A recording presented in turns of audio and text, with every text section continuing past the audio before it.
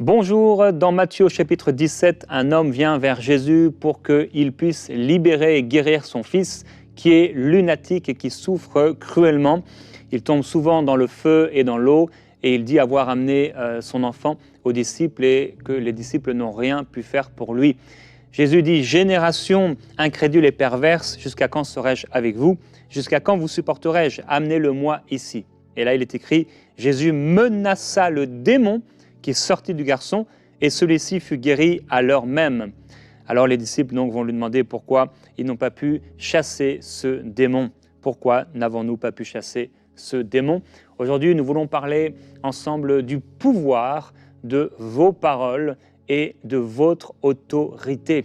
Je prie que nous ne soyons pas comme ce jour-là, les disciples ne réussissant pas à chasser un démon, mais que tout démon, tout Goliath, toute montagne, tout géant qui est là devant nous, que par la parole de Dieu dans notre bouche, par l'autorité que nous avons reçue de la part de Dieu, que toutes ces choses plient le genou et fléchissent et que le nom du Seigneur soit glorifié par l'accomplissement de la volonté parfaite de Dieu dans notre vie. Et je prie dès maintenant que la volonté du Seigneur s'accomplisse dans votre vie et que vous puissiez découvrir aujourd'hui, alors que Audrey va enseigner, que vous puissiez découvrir la puissance de vos paroles, la puissance de la parole de Dieu dans votre bouche et de votre autorité.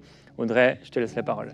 Merci Jérémy, je suis ravie d'être avec vous tous là, à continuer cette série sur l'autorité du croyant. Et nous avons découvert que nous avons toute autorité, amen, notre position d'autorité. Nous avons aussi vu que nous n'avons pas autorité, amen, sur la volonté des autres et le territoire des autres, mais que nous avons une juridiction. Et nous allons découvrir aujourd'hui que c'est au travers de nos paroles que nous exerçons l'autorité. On voit dans Proverbe 18, verset 21, le proverbe nous dit que la mort et la vie sont au pouvoir de la langue. Voyez, juste là dans votre bouche, c'est l'instrument que Dieu nous a donné pour exercer toute autorité. Amen. Vous vous rappelez l'autre verset un petit peu clé, favori dans cette série, Matthieu 16, verset 19, et je la lis de nouveau dans la version complète juive que j'ai traduite de l'anglais au français. Alors, n'essayez pas d'aller la trouver en français, je ne pense pas qu'elle y soit. Mais bref, il dit « Je vous donnerai les clés du royaume des cieux. Tout ce que vous interdirez sur la terre sera interdit au ciel. Et tout ce que vous autoriserez sur la terre sera permis au ciel. » Et le ciel, ce n'est pas là où est le trône de Dieu, parce que ce n'est pas nous qui disons à Dieu qu'est-ce qu'il doit faire, mais on parle du monde spirituel en lequel l'ennemi vit et demeure. Amen. Ce monde spirituel. Et alors, nous découvrons que pour exercer cette autorité au travers de nos paroles qui sont si puissantes, cette langue qui est un instrument pour exercer l'autorité, nous devons apprendre à parler aux problèmes directement. On voit Marc 11, 23, c'est un verset qui est souvent très connu. Il dit, en vérité, Jésus, en fin de compte, enseignait aux disciples. Il venait de parler à un figuier. Ça paraît un peu bizarre, n'est-ce pas? Jésus a parlé à un arbre. Et il a maudit, il lui a commandé, il lui a dit, tu n'auras plus jamais de fruits. Pourquoi? Parce que cet arbre avait plein de feuilles et aucun fruit. Il était supposé avoir des fruits s'il avait des feuilles. Bref, et alors là, Jésus l'a maudit comment? En lui parlant. Il a parlé à un figuier. Il a exercé l'autorité sur ce figuier en parlant, en ouvrant la bouche. Et alors là, dans Marc 11, 23, il dit, « En vérité, je vous le dis, quiconque dira à cette montagne, » j'aimerais faire une petite parenthèse, quiconque, ça veut dire nous tous, nous toutes, nous n'avons pas besoin d'avoir un brevet théologique, nous n'avons pas besoin d'être nés de nouveau pendant 60 ans pour exercer l'autorité. Le moment où vous avez reçu Jésus comme votre Seigneur et votre Sauveur, on investit l'autorité dans vos vies. Amen. Et là, il dit quiconque, ça veut dire nous tous, nous toutes, dira à cette montagne. Et j'aimerais aussi rajouter que, voyez, la plupart des gens, qu'est-ce qu'ils font? il parle à Dieu, il demande à Dieu de parler à la montagne. Il disait, Dieu, enlève la maladie, Dieu, fais ceci, chasse le démon. Et Dieu dit non. Dieu ne va pas faire ce qu'il nous a commandé de faire. Il nous a donné toute autorité et il nous a commandé, il dit, quiconque dira à cette montagne, ôte-toi de là et jette-toi dans la mer, et ne doutera pas dans son cœur, mais croit que ce qu'il dit se fera, il le verra s'accomplir. Vous savez, c'est ce que Jésus a fait. Dans son ministère, pendant 3 ans et demi, c'est ce qu'il a fait. Il a parlé comme un figuier. Il a parlé aux problèmes, aux montagnes, aux démons, aux maladies. On voit par exemple dans Luc 4,39 qu'il a réprimandé la fièvre. Alors qu'il était là, près de la belle-mère de Pierre. Il a réprimandé la fièvre. Ça veut dire qu'il a parlé à la fièvre. Il a dit, fièvre, sors de son corps, tout de suite. Alléluia. Il a parlé à la maladie dans Luc 7, 9. Alléluia. On vient même de voir dans Matthieu 17. Jérémie nous a parlé de Jésus qui a chassé un démon. Et il n'a pas passé des heures et des heures à chasser ce démon. Il a dit il a parlé, il a dit, sors de ce petit garçon. Et dans l'heure, hop, le garçon a été libre. Et vous savez, on voit aussi Jésus chassait les démons. La parole dit avec le doigt de Dieu. Alléluia. Moi, j'aime bien dire cela. Jésus chassait les démons pas avec la main. Il n'utilisait même pas le bras. Il utilisait le doigt. Vous voyez, comme on chasse une mouche, on peut chasser les démons. Et on n'a pas besoin de passer des heures et des heures à faire des mains de fer avec le diable. Non. Quand on comprend qu'on a toute autorité, qu'on est loin au-dessus, un mot est suffisant. Une parole est suffisante. Vous vous rappelez dans Luc 8, 24, Jésus était face à un orage, il était dans la barque avec les disciples. Jésus, lui, face à l'ouragan ou à l'orage, il était endormi dans la barque. Et là, tous les disciples ont paniqué, ils l'ont réveillé, ils l'ont secoué, ils ont dit Jésus, on est sur le point de mourir. Et qu'est-ce que Jésus a fait? Est-ce qu'il a essayé, il a prié, il a continué, il a déclaré 1 fois, 2 fois, 10 fois, 30 fois, en demandant et suppliant à l'orage de s'arrêter? Non. Il a dit une parole, paix, et c'était suffisant. Parce que Jésus connaissait son autorité. Un mot était suffisant pour chasser les démons, pour arrêter l'orage. Et on voit, vous vous rappelez cet homme qui comprenait l'autorité, car lui-même était un homme sous autorité. Alléluia. On voit dans Matthieu 8, 8, ce centurion, il dit qu'il répondit, il dit au Seigneur, je ne suis pas digne que tu entres sous mon toit, mais dis seulement une parole. Oh, dis seulement une parole et mon serviteur sera guéri. Voyez, cet homme comprenait comment l'autorité fonctionne. C'était un homme qui était sous autorité et quand lui exerçait l'autorité, il savait, parce que je suis un homme soumis à l'autorité qui est au-dessus de moi, alors moi je sais quand je dis va, il va, quand je dis viens, il vient, quand je dis fais, il fait. Et une parole est suffisante. Et Jésus, vous savez, était impressionné avec cet homme et il a dit « Waouh, je n'ai jamais vu une foi aussi grande !» Alléluia. Oui, c'est vrai, ça exige la foi de croire à ce que l'on dit et de ne pas croire à ce que l'on voit. Quand on exerce l'autorité, un mot est suffisant, mais nous devons savoir qu'un mot, alléluia, au nom de Jésus, que tous les démons tremblent et partent, que la maladie doit s'assujettir et quitter le corps de la personne. Alléluia. Moi, je me rappelle quand j'étais en Inde, jeune missionnaire, et je faisais des campagnes évangéliques, et il y avait des milliers de personnes là devant moi, et on m'a amené tout d'un coup une femme qui avait adoré le dieu du serpent. En Inde, vous savez, ils adorent des milliers, des millions d'idoles. Et cette femme avait adoré le dieu du serpent et son corps, elle a été possédée avec des démons et son corps commençait à agir comme un serpent. Elle se faufilait sur le sol, sa tête tournait, sa langue sortait de sa bouche et il y avait un hissement qui sortait de sa gorge. Et me voilà face à cette femme. Et c'était impressionnant pour dire le moins. Et je vois cette femme, et vous voyez la tentation, quand on exerce l'autorité, on a l'impression que si on hurle fort, alors le diable sera impressionné. On a l'impression que si on répète la même prière encore et encore, que le diable va reculer. Non, non. Rappelez-vous, un mot est suffisant, mais un mot avec autorité au nom de Jésus. Alors j'ai vu cette femme et j'ai commandé au nom de Jésus, sors! Et puis j'ai attendu, j'ai regardé. Et c'est devenu pire. Alors j'ai dit, au nom de Jésus, je te commande de sortir. Et je regarde, qu'est-ce qui se passe? Ça devient pire. Alors là, je suis un peu comme les 9 disciples qui n'ont pas pu chasser le démon de ce petit garçon. Et je suis un peu frustrée. Et tout d'un coup, vous voyez, je commence à hurler, je commence à la secouer. J'essaie tout ce que je peux essayer de faire dans la chair. Et tout d'un coup, j'entends la voix du Saint-Esprit qui me dit, Audrey, combien de fois vas-tu chasser le démon de cette femme? J'étais surpris, j'ai dit, Seigneur, quand je la vois libre, et il m'a dit, tu crois qu'elle est libre parce que tu le vois? Non, tu dois croire qu'elle est libre parce que tu le sais. Un mot, il me dit, ne sais-tu pas, et voilà ce qu'il m'a dit, ne sais-tu pas que un mot au nom de Jésus est suffisant?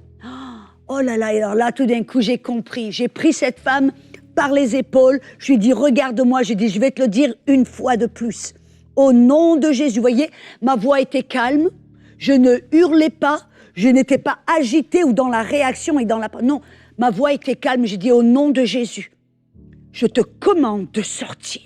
Et qu'est-ce que j'ai fait? J'étais aux personnes d'à côté. Il y avait toute une ligne de personnes qui attendaient d'être guéries et délivrées. Mais tout en moi, vous savez que tout en moi voulait regarder à côté pour voir ce qui se passait. On est tellement dominé par les 5 sens. Mais j'ai refusé de le faire. Et vous savez que le jour d'après, à la fin de la prière, j'avais complètement oublié cette femme. J'avais prié pour tellement de personnes. Mais le lendemain, je suis sur l'estrade pendant la louange et qu'est-ce que je vois? Cette femme complètement libre.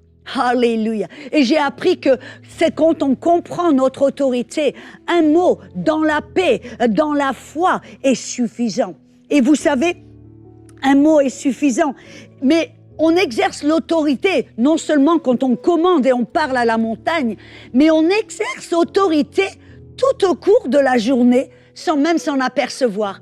Rappelez-vous, la vie et la mort sont dans la puissance de notre bouche. Nous parlons tout au cours de la journée, et même sans s'en rendre compte, on est en train d'exercer autorité. On interdit certaines choses, on permet d'autres choses au travers des paroles qui sortent de notre bouche.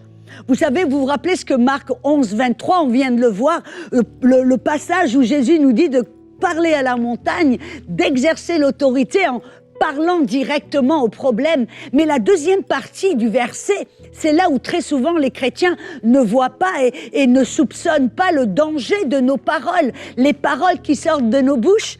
Il dit dans la deuxième partie de Marc 11, 23, il dit « Croira que ce qu'il dit se fait, tout ce qu'il aura dit lui sera fait. » Vous savez, je me rappelle, j'ai essayé de prier pour mon frère qui avait le cancer du cerveau et c'est tout un témoignage puissant dont je n'ai pas le temps de parler.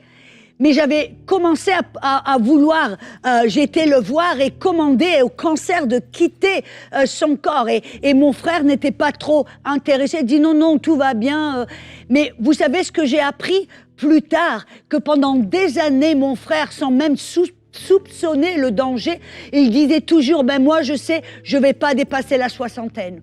Moi je sais, je vais pas dépasser la soixantaine. Il le disait presque des fois un petit peu d'une manière nonchalante, sans s'apercevoir que de sa bouche, il permettait certaines choses. Et vous savez, il est mort juste après la soixantaine. Mais vous savez, la puissance qui est dans notre bouche, qu'est-ce qu'il a fait? Sans s'en apercevoir, il a permis à la mort de rentrer dans sa vie, à la maladie de rentrer dans sa vie au travers de ses propres paroles. On a l'impression qu'on exerce l'autorité seulement quand on, au nom de Jésus, sort ou part. Non.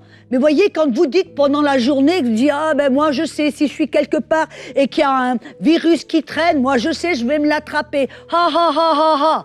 Et des fois on rigole, on parle d'une manière sans s'apercevoir que au travers de nos paroles, amen, on exerce l'autorité, on permet ou on interdit certaines choses. Et après, on prie, et on se demande pourquoi ça n'a pas marché. Parce qu'auparavant, on a permis à certaines choses au travers de nos paroles. Vous voyez, c'est ça la stratégie du diable. La stratégie du diable est un agent de publicité.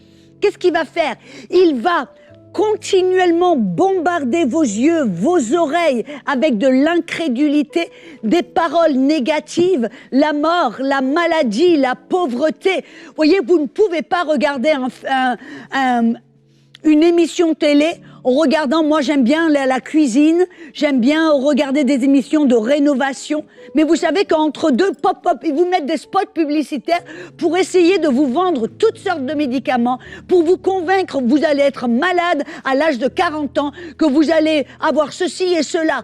Et si on ne fait pas attention et qu'on écoute cela à longueur de journée, ces paroles négatives, ces paroles, c'est des prophéties négatives, rentrent dans votre cœur. Et qu'est-ce que la Bible nous dit? Il dit que de l'abondance du cœur, la bouche parle. Vous voyez, c'est la stratégie du diable. Il veut essayer de remplir vos oreilles avec des paroles négatives, des prophéties négatives qui vont rentrer dans votre cœur. Et tôt ou tard, si ces paroles sont dans votre cœur, votre bouche va parler. Et vous allez vous-même permettre certaines choses dans vos vies sans même vous en apercevoir.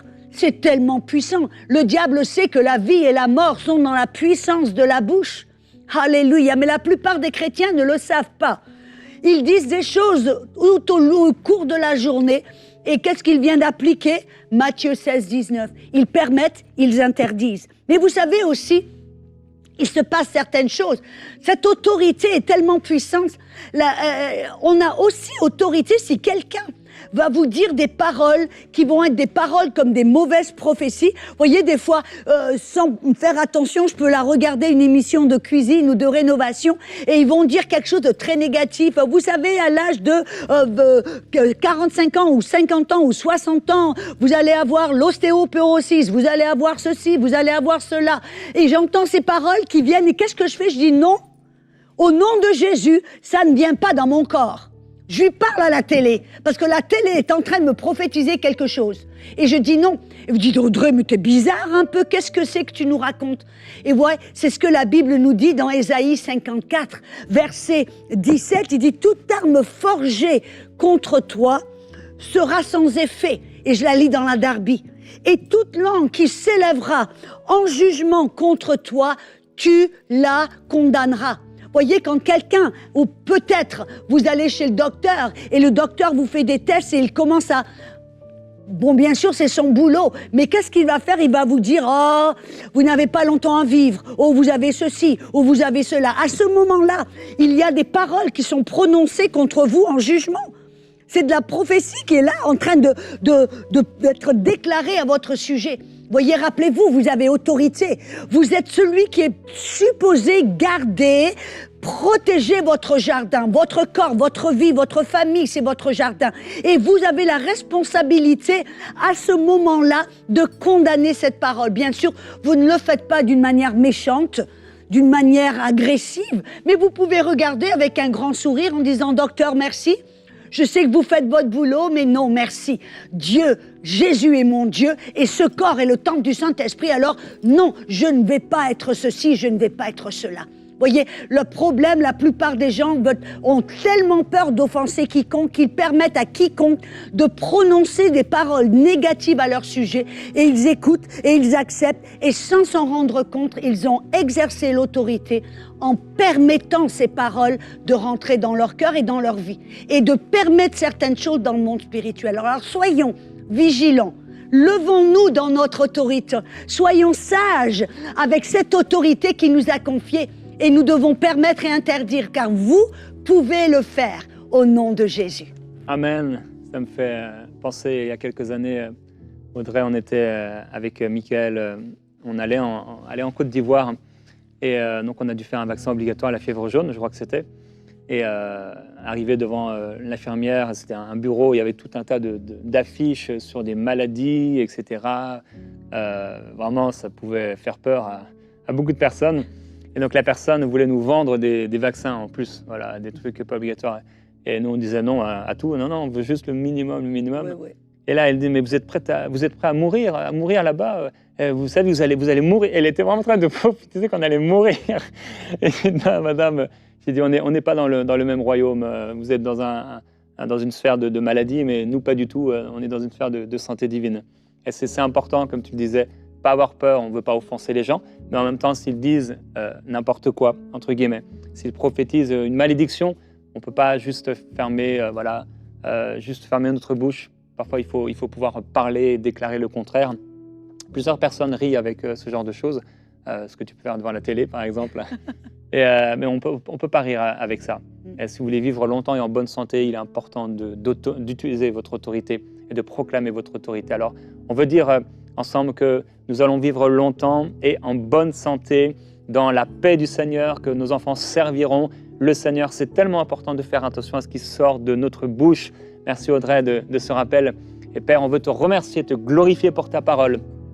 Tu nous as montré, Seigneur, comment il fallait agir, comment il fallait exercer notre autorité devant toutes sortes d'ennemis, que ce soit des choses naturelles, que ce soit des démons, que ce soit des choses spirituelles cachées derrière des choses naturelles, devant la tempête, devant la mer, devant le figuier, devant la maladie. Tu nous as montré, Jésus-Christ, comment il fallait marcher dans cette vie présente. Et Père, je prie pour ton peuple. Encore aujourd'hui, tu ouvres les yeux. Il y a des personnes qui rient avec cela, ils plaisantent avec cela, ils se moquent du message de la foi et ils se disent que c'est n'importe quoi. Mais je prie, Père, que même ceux qui sont rebelles à ta parole, rebelles à la vérité, qu'aujourd'hui, leur cœur puisse vraiment se soumettre à toi et recevoir avec douceur cette parole qui peut sauver leur âme, qui peut sauver leur vie. Ouvre leurs yeux, Seigneur. Nous voulons proclamer les choses vraies, les choses justes. Je te remercie. Et si quelqu'un, tu es en train de m'écouter et tu as régulièrement confessé des choses comme Audrey le disait avec son frère, là, je ne vivrai pas, je ne dépasserai pas 60 ans. Peut-être tu as déclaré ces choses sur ta vie, ou tu déclares ces choses sur tes enfants, ou tu déclares la maladie régulièrement dans ta maison, et tes enfants, tu es en train de les empoisonner, tu empoisonnes ta maison, tu empoisonnes ta famille toi-même, alors que tu puisses te repentir dans ce temps de prière. Et vraiment, Seigneur, je te demande pardon, et je veux déraciner ce que j'ai planté. Et non seulement tu le fais dans la prière, mais aussi tu vas devoir le faire devant tes enfants et les personnes qui ont entendu ces choses et leur demander pardon. Voilà, papa a dit ça, maman a dit ça, et c'est pas vrai.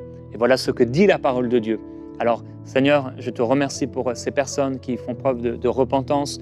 Encore, ouvre leurs yeux, vraiment l'esprit, leur cœur, et que leur entendement, et qu'ils puissent amener la vérité là où il y a eu du mensonge qui a été planté, qui a été semé. Dans les maisons, Seigneur, je prie que s'il y a eu des choses qui ont été plantées dans le cœur de nos enfants, que cela soit déraciné et que la vérité de ta parole soit plantée en eux afin qu'ils aient aucune peur. La peur d'échouer, la peur d'être pauvre, la peur de ne jamais se marier, la peur de ne pas avoir d'enfant, la peur de tomber malade, la peur d'avoir un accident, la peur de ceci, de cela. Seigneur, que toutes ces peurs soient ôtées de leur cœur au nom de Jésus-Christ. Nous te glorifions, Seigneur. Alléluia. Je viens de ressentir, alors qu'on était là assis, qu'il y a des personnes, vous avez entendu ce message, et tout d'un coup, vous avez été remplis de condamnation. Je crois que c'est plus qu'une personne. Vous avez peut-être, au travers de vos paroles ou de votre passivité, vous avez permis certaines choses, et ça vous a coûté la santé ou la vie de votre enfant. Et tout d'un coup, vous vous sentez là, complètement dans la condamnation. Je veux vraiment envoyer un appel en disant, ce n'est pas pour qu'on soit dans la paranoïa, ce n'est pas pour qu'on soit dans la condamnation. Et si tout d'un coup vous êtes aperçu, c'est moi, je n'ai pas pris la position, je n'ai pas exercé autorité, j'ai permis, j'ai parlé, j'ai fait ceci, j'ai fait cela.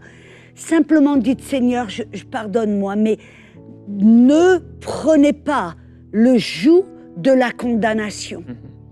Permettez à Dieu de vous pardonner, de vous nettoyer.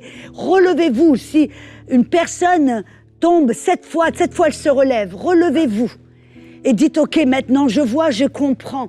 Et allez de l'avant dans cette autorité que Dieu vous a donnée. Mais je déclare au nom de Jésus que la condamnation ne vous appartient pas, que vous êtes libre de toute condamnation, que vous puissiez à l'instant même vous pardonner vous-même en disant « Oh Seigneur, pardonne-moi, je ne savais pas ce que je faisais. » Et relevez-vous, car Dieu est bon, Dieu est bon.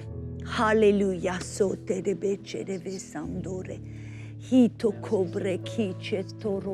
qu'il y a aussi des personnes, vous devez vous pardonner d'avoir laissé à des hommes le contrôle sur votre corps. Peut-être une personne, vous avez vendu votre corps pour avoir de l'argent, pour pouvoir étudier.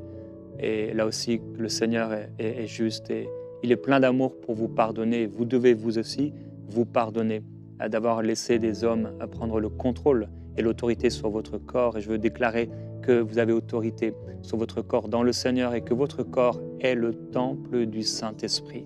Votre corps est le temple du Saint-Esprit. Vous pouvez le dire avec moi, mon corps est le temple du Saint-Esprit. Il n'y aura rien de mauvais, rien d'impur qui peut rester dans mon corps. Mon corps est pur, mon corps est saint pour le Seigneur. Toute faute, toute tâche est effacée par la puissance du Seigneur. Mon corps est le temple du Saint-Esprit. Seigneur, merci parce que tu purifies, parce que tu laves, parce que tu effaces. De la même façon que tu as effacé nos transgressions, tu as effacé nos péchés. Seigneur, tu effaces aussi tout ce qui a été amené par le contrôle, là où il y a eu de l'abus. Tu viens purifier. Seigneur Jésus, merci pour ton amour merveilleux. Et tu redonnes la capacité de prendre autorité à ces personnes. Merci Père. Merci mon Dieu. Tu es saint, Seigneur. Tu es saint, Seigneur. Qui est comme toi, Seigneur. Il y en a certaines parmi vous, vous êtes affligés avec une maladie.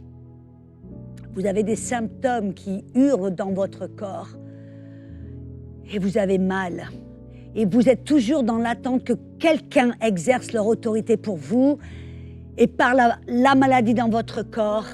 Mais je veux vous encourager vous-même à prendre votre position d'autorité, à vous lever avec une colère sainte et à parler à votre corps là où vous êtes, à parler à votre corps, peu importe les membres de votre corps qui sont en train de souffrir, que ce soit votre foie, vos reins, votre cœur, votre tête, vos membres. Bref, vous parlez en disant au nom de Jésus, sois guéri. Douleur, je te commande de partir. Fièvre, va-t'en. Alléluia. Prenez votre autorité, parlez à votre corps, parlez à la maladie et vous la connaissez. Elle a été votre compagnon pendant des longs moments. Vous lui parlez et vous rejetez. Vous la rejetez, vous lui commandez de partir. Vous lui déniez le droit de rester dans votre corps. Et vous vous levez. Vous vous levez en disant « Je ne vais pas vivre un jour de plus avec cette maladie dans mon corps. » Commencez à exercer votre autorité contre cette maladie. Amen, amen. Ton Dieu ordonne que tu sois puissant. Alors ne soyons pas nonchalants vraiment devant la maladie, devant l'ennemi, devant les situations qui perdurent, qui demeurent, la situation familiale ou héritage, malédiction familiale, mais on doit se lever dans notre autorité. Alors je refuse la nonchalance dans ma vie, je refuse la nonchalance spirituelle, je refuse la nonchalance devant l'ennemi. Je ne veux pas me faire manipuler comme un pantin, déplacé ici et là par l'ennemi, mais dans le nom du Seigneur, je refuse la nonchalance et je marcherai dans mon autorité à partir d'aujourd'hui. Et comme l'a dit Audrey, plusieurs personnes vous êtes attaquées par la maladie et vous restez comme ça à subir. Vous êtes dans le silence, vous êtes muselés. Mais ouvrez votre bouche et proclamez avec autorité que ces choses s'en vont parce qu'elles n'ont aucun droit. Ne donnez pas d'accès au diable, mais que vous puissiez proclamer la parole. On se retrouvera demain donc avec Audrey pour notre dernière journée de cette série dans Prière inspirée.